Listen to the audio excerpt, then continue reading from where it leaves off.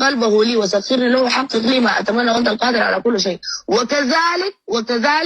وكذلك في مليون رساله على هذا الاساس، في مليون كلام على هذا الاساس.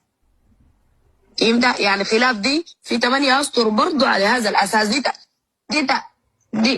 دي تاكيده. تمام.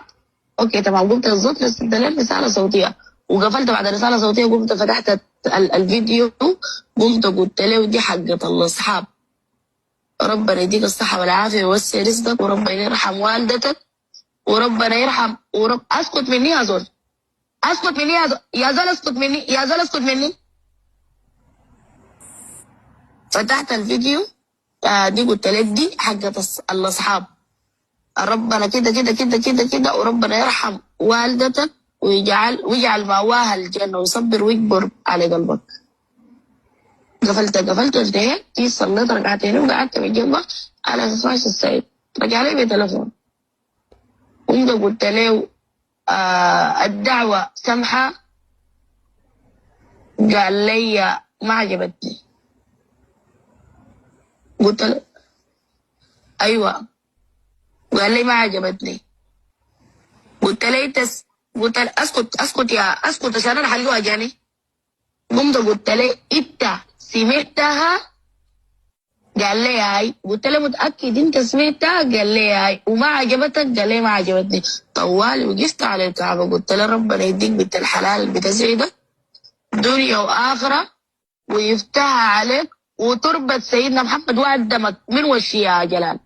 وقفت على الكعبه قلت له ربنا يقسم لك بنت الحلال ويقسم لك الذريه الصالحه، وربنا يديك بنت الحلال بتسرك في الدارين. شفت كلامي؟ طوالي هنا قام قال لي شنو؟ قال لي اللهم امين.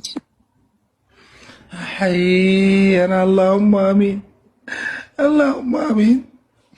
يسوان بتمشوا الكعبة بتتمنوا لكم رجال، الله يقرفكم يا جماعة. ده جلال حسن ده زول قاعد في الرياض. بكرة أنا بعدين بحط لكم صورته وبوريكم قصته كلها من بدايته لنهايته. ده زول متربي مع البرنس ود حلته ود منطقته، وزول وصاحبه غدر بالبرنس.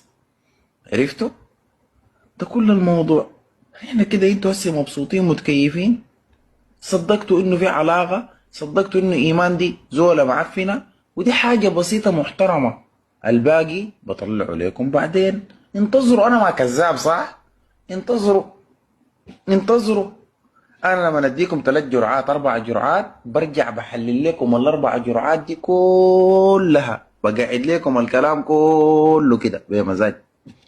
تمام. حلوين كده ولا ما حلوين؟ اقتنعتوا بأفعى جابون إنها فعلا هي أفعى جابون ومعفنة ولا ما اقتنعتوا؟ اقتنعتوا ولا لسه؟